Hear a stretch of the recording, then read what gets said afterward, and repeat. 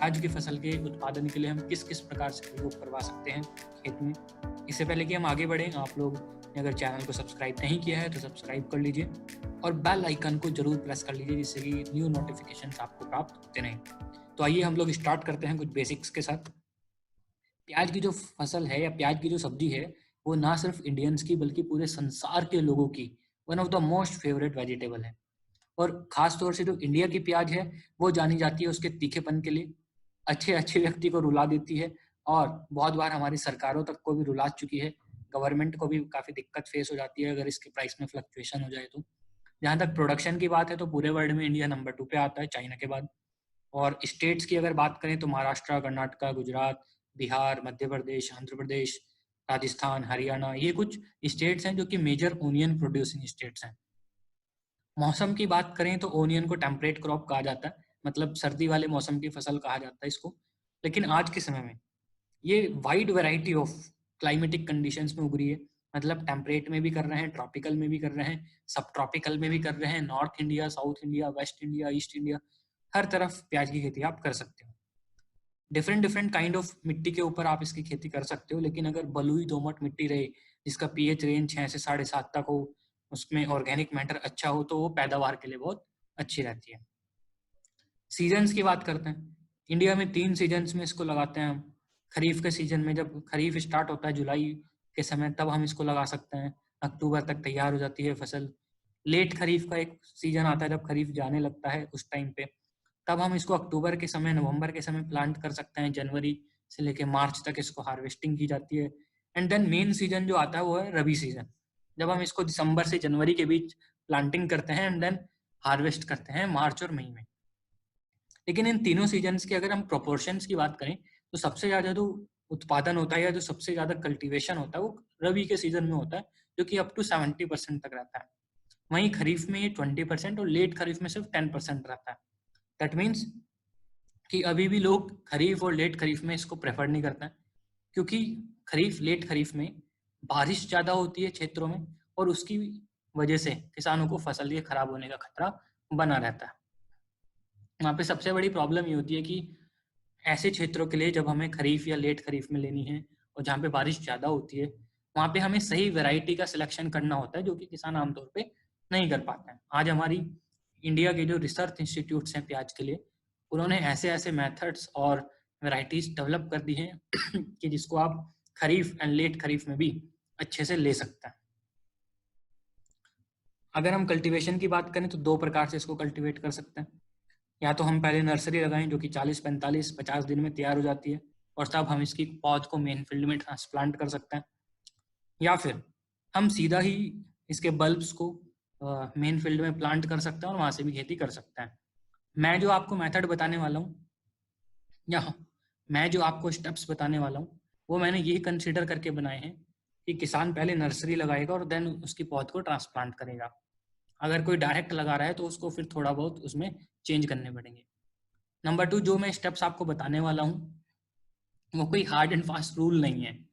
आपको ये समझना है कि कौन से प्रोडक्ट का काम किस टाइम पे ज़्यादा है और कौन से स्टेप्स इंपॉर्टेंट है, कौन सी स्टेज इंपॉर्टेंट है, और उसके अकॉर्डिंग आपको देखना है कि हम कौन से प्रोडक्ट लगा सकते हैं और आप अपने हिसाब से भी कुछ प्लस माइनस कर सकते हैं।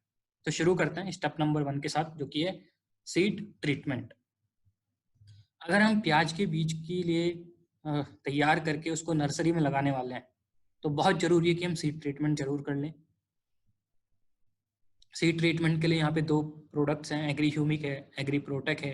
एग्री ह्यूमिक 5 ml प्रति किलो के हिसाब से यूज़ होता है, एग्री प्रोटेक 5 ग्राम प्रति किलो के अकॉर्डिंग यूज़ होता है। अब इनसे अगर हम बीज उपचार कर रहे हैं तो सबसे बड़ा फायदा ये है कि बीजों का अंकुरण बहुत अच्छा होगा, वाइट रूट्स अच्छे से ग्रोथ हो पाएंगी, सीडलिंग की ग्रोथ अच्छे से हो पाएगी, और जो बीज जनित फफूंद वाले रोग होते हैं वो हमारी पौध को बर्बाद नहीं कर पाएंगे, हमारी पौध एक अच्छी पौध तैयार होगी।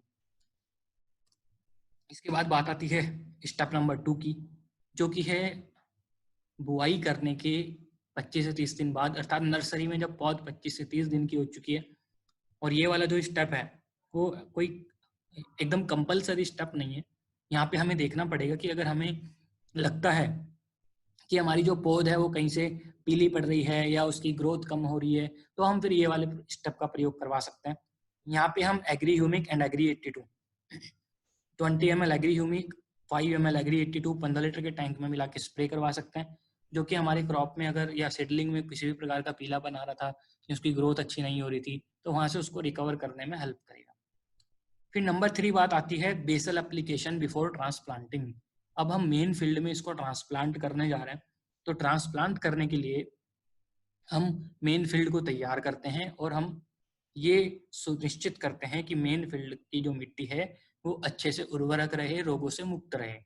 ऐसे में किसान गोबर की खाद, डिफरेंट डिफरेंट टाइप के फर्टिलाइजर्स, फंजीसाइड्स, ये सब चीज़ों का एप्लीकेशन करता है। और उस समय पे हम लोग वेस्टीज का agri humic granule, agri protect and agri 82 का प्रयोग करवा सकते हैं। 1 एकड़ के खेत के लिए हम 5 किलो ह्यूमिक ग्रैनुअल, 300 से 500 ग्राम प्रोटेक्ट एंड 150 ml एग्री 82 का प्रयोग कर सकते हैं। ये पर्टिकुलर स्टेप जो हम कर रहे हैं हमारी मिट्टी को उपजाऊ बनाने का काम करेगा, उसको भुरभुरा, सॉफ्ट, पोरस बनाने का काम करेगा, मिट्टी की कैटायन एक्सचेंज कैपेसिटी बढ़ाएगा, जिससे कि ज़्यादा से ज़्यादा न्यूट्रिएंट पौधे की जड़ों तक पहुंच सकें। प्रोटेक्ट हम डालेंगे ताकि फफूंद जनित रोगों से हम बचा सकें। 82 हम डालेंगे, वाटर होल्डिंग कैपेसिटी सही हो सके, मिट्टी से पेनिट्रेशन अच्छे से हो सके पानी का। इसके बाद जो बात आती है वो है स्टेप नंबर 4 की, जो कि है रूट ट्रीटमेंट। अब प्याज की जो फसल है उसमें सीड ट्रीटमेंट के साथ साथ रूट ट्रीटमेंट भी बहुत ज़्यादा इंपॉर्टेंट है, क्योंकि जो हम पौध वहाँ पे लगाने वाले हैं मेन फील्ड में, उसकी जड़ों का विकास बहुत अच्छे से होना इंपॉर्टेंट है, उसको रोगों से मुक्त करना बहुत ज़्यादा इंपॉर्टेंट है। तो जड़ उपचार हम जरूर कर लें, और उसके लिए हम यूज़ कर सकते हैं agri humic and agri protect. हम इनका घोल बना सकते हैं, 5 ml प्रति लीटर ह्यूमिक, 5 ग्राम प्रति लीटर एग्री प्रोटेक्ट। पौध को उसमें 10 मिनट के लिए डुबाएं और फिर उसको लगाएं। तो ये जो पर्टिकुलर स्टेप है ये हमारी पौधों की जड़ों को विकसित होने में मदद करेगा, उनको अच्छे से जमने में मदद करेगा, वाइट रूट्स को डेवलप करेगा, जो बीमारियां लगने वाली थी उनसे बचाने में मदद करेगा। सो ये बहुत इंपॉर्टेंट है, क्योंकि प्याज की फसल में आगे जाके काफ़ी बीमारियां आने का खतरा बना रहता है। इसके बाद स्टेप नंबर 5 है, जो कि 25 to 30 डेज आफ्टर ट्रांसप्लांटिंग। आपने मेन फील्ड में ट्रांसप्लांट कर दिया, पौधारोपण कर दिया, पौधारोपण के 25 से 30 दिन के बाद हम वहाँ पे एग्री ह्यूमिक, एग्री नैनोटेक और एग्री 82 का स्प्रे करवा सकते हैं। 15 लीटर के टैंक में 30 ml ह्यूमिक, 30 ग्राम नैनोटेक और 10 ml 82 की डोज रहती है। अगर कोई व्यक्ति इसका स्प्रे नहीं करवाना चाहता है और वो ब्रॉडकास्टिंग कर रहा है किसी फर्टिलाइजर का छिड़काव कर रहा है, तो उसके साथ भी इनको मिला के प्रयोग कर सकता है। 1 एकड़ में 250 ml ह्यूमिक, 250 ग्राम नैनोटेक और 150 ml की 82 की मात्रा हम यूज करवा सकते हैं। ये पर्टिकुलर स्टेप मिट्टी से पौधों तक न्यूट्रिएंट्स की अवेलेबिलिटी को इम्प्रूव करता है, पौधे की ग्रोथ को बढ़ाने का काम करता है, पौधे की ग्रोथ अच्छी रह सके। वहाँ पे जो आगे जाके नीचे जो प्याज की अब बल्ब बनने स्टार्ट होंगे, प्याज बननी जो स्टार्ट होगी, उसका साइज अच्छा बने, यूनिफॉर्म बने, सब एक समान बने। और 82 जो है वो इस स्प्रे के टाइम पे एक्टिवेटिंग एंड वेटिंग एजेंट के तौर पे काम करता है। स्टेप नंबर 6 पे आता है। स्टेप नंबर 6 है 45 to 50 डेज आफ्टर ट्रांसप्लांटिंग। जब फसल 45 से 50 दिन की हो चुकी है पौधारोपण के बाद, यहाँ पे हम पर्टिकुलरली नैनोटेक गोल्ड और 82 का प्रयोग करवा सकते हैं। नैनोटेक 30 ग्राम, एग्री गोल्ड 20 ग्राम, एग्री 82 10 ml 15 लीटर के टैंक में हम मिला के स्प्रे करवा सकते हैं। ये पर्टिकुलर स्टेप प्याज जो बन रहा है उसकी क्वालिटी, क्वांटिटी को इम्प्रूव कर रहा है, साथ ही साथ उसकी शेल्फ लाइफ को इम्प्रूव करेगा, जिससे कि आगे जाके, क्योंकि हमें प्याज का स्टोरेज करना है, तो स्टोरेज लाइफ उसकी अच्छी रहे, वो जल्दी से सड़े नहीं और हम अच्छे रेट मार्केट से ले सकें। तो ये टोटल 6 स्टेप है। अब होता क्या है कि वैरायटी जो हम लगाते हैं वो अगैती फसल लगा सकते हैं, पिछैती लगा सकते हैं। वैरायटी की जो ड्यूरेशन है मैच्योरिटी की वो छोटी हो सकती है, ज़्यादा हो सकती है। कहीं पे आपका 50 दिन जो है ट्रांसप्लांटिंग के बाद वो काफ़ी हैं, कहीं पे आपको और स्प्रे की ज़रूरत पड़ सकती है। तो ये चीज़ें हमें खुद थोड़ा कंसिडर करनी पड़ेगी कि कहाँ पे हमारी वैरायटी जो है वो लंबे टाइम की है, लॉन्ग ड्यूरेशन की है, कहाँ पे शॉर्ट ड्यूरेशन की है, और उसके अकॉर्डिंग हम यहाँ पे एक स्टेप और आगे फॉलो भी कर सकते हैं, या फिर सिर्फ स्टेप 5 तक भी सीमित रख सकते हैं। तो ये थोड़े से जो पॉइंट्स हैं वो हमें प्रैक्टिकली फील्ड में ही आइडिया लग पाता है वो, और उसका डिसीजन मैं आप लोगों के ऊपर छोड़ रहा हूँ कि आप 6 में से कितने स्टेप करना चाहेंगे। वो डिपेंड करता है कि कैसी फील्ड में कंडीशंस हैं। बट बीज उपचार जरूर करें, बेसल एप्लीकेशन जरूर करें, और जो हमने अभी स्टेप नंबर 5 था वो जरूर करें, और अगर पॉसिबल है तो रूट ट्रीटमेंट वो भी बहुत इंपॉर्टेंट है। तो ये स्टेप्स आप जरूर करें, आपको बहुत अच्छा रिजल्ट प्याज की खेती में मिल पाएगा। और आई